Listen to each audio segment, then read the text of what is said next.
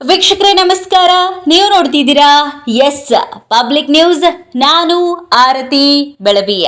ವೀಕ್ಷಕರೇ, ರೇಣುಕಸ್ವಾಮಿ ಪ್ರಕರಣದಲ್ಲಿ ದರ್ಶನ್ ಹಾಗೂ ಪವಿತ್ರ ಗೌಡ ಪ್ರಮುಖ ಆರೋಪಿಗಳು ಎನ್ನುವಂತಹ ವಿಚಾರ ನಿಮಗೆಲ್ಲ ಗೊತ್ತೇ ಇದೆ.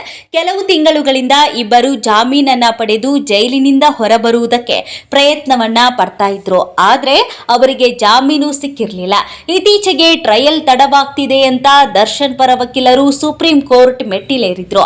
ಈ ವೇಳೆ ಜಾಮೀನು ಸಿಗದೆ ಹೋದ್ರೂ 1 ವರ್ಷದ ಒಳಗಾಗಿ ವಿಚಾರಣೆಯನ್ನ ಮುಗಿಸಬೇಕು ಎಂದು ಸೂಚನೆಯನ್ನ ನೀಡಲಾಗಿತ್ತು. ನಟ ದರ್ಶನ್, ತೂಗುದೀಪ, ಪವಿತ್ರ ಗೌಡ ಸೇರಿದಂತೆ ಇತರ ಆರೋಪಿಗಳ ವಿರುದ್ಧದ ನ್ಯಾಯಾಲಯದಲ್ಲಿ ಅಧಿಕೃತ ವಿಚಾರಣೆ ಆರಂಭವಾಗಲಿದೆ. ತನಿಖಾಧಿಕಾರಿಗಳು ಸಲ್ಲಿಸಿರುವ ದೋಷಾರೋಪಣೆ ಪಟ್ಟಿಯನ್ನ ಆಧರಿಸಿ ಸಾಕ್ಷಿಗಳ ವಿಚಾರಣೆಯನ್ನ ಮಾಡುವುದಕ್ಕೆ ಗ್ರೀನ್ ಸಿಗ್ನಲ್ ಸಿಕ್ಕಿದೆ. 59ನೇ ಸಿಸಿಎಚ್ ನ್ಯಾಯಾಲಯ ರೇಣುಕಸ್ವಾಮಿ ಪ್ರಕರಣದ ವಿಚಾರಣೆಯನ್ನ ಚುರುಕುಗೊಳಿಸುವುದಕ್ಕೆ ಕಟ್ಟುನಿಟ್ಟಿನ ಕ್ರಮ ಕೈಗೊಂಡಿದೆ. ರೇಣುಕಸ್ವಾಮಿ ಪ್ರಕರಣವನ್ನ ಇನ್ನು ಮುಂದೆ ವಾರದಲ್ಲಿ 4 ದಿನಗಳ ಕಾಲ ಸತತವಾಗಿ ಟ್ರಯಲ್ ನಡೆಸಲು 59ನೇ ಸಿಸಿಎಚ್ ನ್ಯಾಯಾಲಯ ಆದೇಶ ನೀಡಿದೆ. ಹಾಗೆ ಎಷ್ಟು ದಿನಗಳಲ್ಲಿ ವಿಚಾರಣೆಯನ್ನ ಮುಗಿಸಬೇಕು, ದರ್ಶನ್ ಹಾಗೂ ಪವಿತ್ರ ಗೌಡ ಅವರನ್ನ ಪ್ರತಿ ವಿಚಾರಣೆ ವೇಳೆನೂ ನ್ಯಾಯಾಲಯಕ್ಕೆ ಕರೆದುಕೊಂಡು ಬರಬೇಕೆ, ಈ ಎಲ್ಲ ವಿಷಯಗಳ ಬಗ್ಗೆನೂ ಚರ್ಚೆ ಆಗ್ತಿದೆ. ರೇಣುಕಸ್ವಾಮಿ ಪ್ರಕರಣಕ್ಕೆ ಸಂಬಂಧಪಟ್ಟಂತೆ ಇಂದಿನಿಂದ ಟ್ರಯಲ್ಗೆ ಚಾಲನೆ ಸಿಕ್ಕಿದೆ. ತನಿಖೆ ಮುಗಿದು ದೋಷಾರೋಪ ಪಟ್ಟಿ ಸಲ್ಲಿಕೆಯಾಗಿದ್ದು ಸಾಕ್ಷಿಗಳ ವಿಚಾರಣೆ ನಡೆಯಲಿದೆ. ಈ ಪ್ರಕರಣದ ಪ್ರಮುಖ ಸಾಕ್ಷಿಗಳಿಗೆ ಕೋರ್ಟ್ ಸಮನ್ಸ್ ನೀಡಿ ವಿಚಾರಣೆಗೆ ಕರೆಸಿಕೊಳ್ಳಲಿದೆ. ಬಳಿಕ ಅವರ ಹೇಳಿಕೆಗಳನ್ನ ದಾಖಲಿಸಿಕೊಳ್ಳುವ ಪ್ರಕ್ರಿಯೆ ಆರಂಭವಾಗುತ್ತೆ.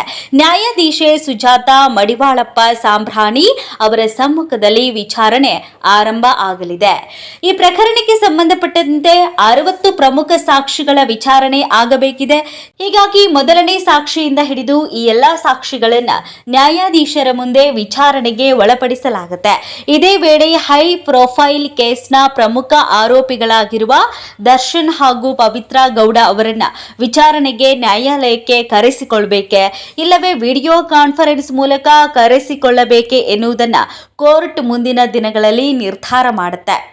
ದರ್ಶನ್ ಪರ ವಕೀಲರು ಟ್ರಯಲ್ ತಡವಾಗ್ತಿದೆ ಎಂದು ಇತ್ತೀಚೆಗೆ ಸುಪ್ರೀಂ ಕೋರ್ಟ್ ಮೊರೆ ಹೋಗಿದ್ರು. ಈ ವೇಳೆ ಸುಪ್ರೀಂ ಕೋರ್ಟ್ 1 ವರ್ಷದ ಒಳಗೆ ವಿಚಾರಣೆಯನ್ನ ಮುಗಿಸುವಂತೆ ಕಟ್ಟುನಿಟ್ಟಿನ ಸೂಚನೆಯನ್ನ ನೀಡಿತ್ತು. ಈ ಹಿನ್ನೆಲೆಯಲ್ಲಿ ನ್ಯಾಯಾಲಯ ವಾರಕ್ಕೆ 4 ದಿನಗಳ ಕಾಲ ಸತತವಾಗಿ ಸಾಕ್ಷಿಗಳ ವಿಚಾರಣೆಯನ್ನ ನಡೆಸಲು ಸಮಯವನ್ನ ನಿಗದಿಪಡಿಸಿದೆ.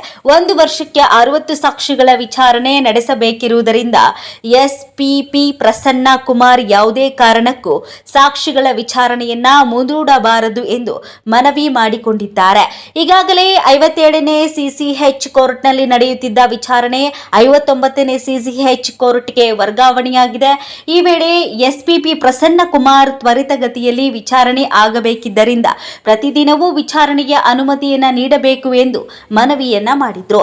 ವಾದ ವಿವಾದಗಳನ್ನು ಆಲಿಸಿದ ಬಳಿಕ ವಾರಕ್ಕೆ 4 ದಿನ ವಿಚಾರಣೆ ನಡೆಸುವುದಕ್ಕೆ ಅನುಮತಿ ಸಿಕ್ಕಿದ್ದು, ಅಗತ್ಯ ಬಿದ್ದರೆ 5ನೇ ದಿನವೂ ವಿಚಾರಣೆಗೆ ಸಿದ್ಧರಿರಬೇಕೆಂಬುದು ಸೂಚನೆಯನ್ನ ನೀಡಲಾಗಿದೆ. ಮತ್ತಷ್ಟು ಸುದ್ದಿಗಳಿಗಾಗಿ ನೋಡ್ತಾ ಇರಿ ಎಸ್ ಪಬ್ಲಿಕ್ ನ್ಯೂಸ್. ಇದು ನಿಮ್ಮ ಧ್ವನಿ.